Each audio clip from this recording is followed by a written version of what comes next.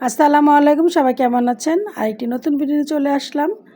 তো আজকে আমি আপনাদেরকে তৈরি করে দেখাবো দু ধরনের লেবু পানি।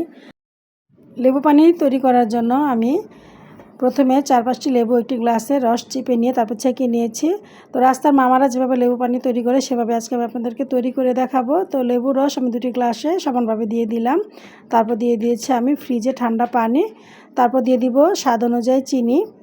তারপর দিয়ে দিব বিট লবণ। তারপর দিয়ে দেবো খাবার লবণ। দিয়ে তারপর আমি ভালোভাবে নেড়েচেড়ে মিশিয়ে নিব। যেহেতু রাস্তার মামারা একটা গ্লাসে করে একটা গ্লাসে একটু বাড়ি দিয়ে বানায়, তো আমি সেভাবে না বানিয়ে আমি চামচ দিয়ে ভালোভাবে একদম ঘুটে দিব, যাতে লেবুর রস, চিনি, লবণ একত্রে ভালোভাবে মিশে খুব মজার একটি লেবু রস তৈরি হয়ে যাবে। তো তারা কিন্তু একটু গ্লাসে বাড়ি দিয়ে বানায়, মানে 2টা হাতে গ্লাস নিয়ে এভাবে ঝাঁকি দিয়ে বানায়। তো আমি সেভাবে আর বানালাম না, চামচ দিয়ে ভালোভাবে ঘুটে নিচ্ছি। দেখতে পাচ্ছেন খুব স্পিডে আমি সর্বটাকে ঘুটে নিয়েছি। তো অনেকে কিন্তু লেবু পানির মধ্যে একটু ট্যাং দিয়ে খেতে পছন্দ করে। তো আমি এখানে 2 চা চামচ পরিমাণ ট্যাং দিয়ে দিলাম। দিয়ে তারপর আমি লেবু পানিটাকে তৈরি করে নিব। তো এই তো ভিউয়ার্স, এই অসহ্য গরমে ঠান্ডা ঠান্ডা লেবু পানি অবশ্যই আপনার বাসায় বানিয়ে খাবেন।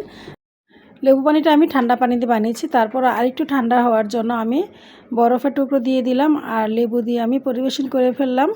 তো এই তো খুব সুস্বাদু একটি লেবু রস আজকে তৈরি করেছি, বা লেবু পানি। আপনারা অবশ্যই বাসায় বানিয়ে খেয়ে কমেন্টস করে জানাবেন কেমন লাগলো। আর বাসায় বানাতে যে কোনো খাবার স্বাস্থ্যসম্মত হয়। আজকে এই পর্যন্তই। আল্লাহ হাফেজ।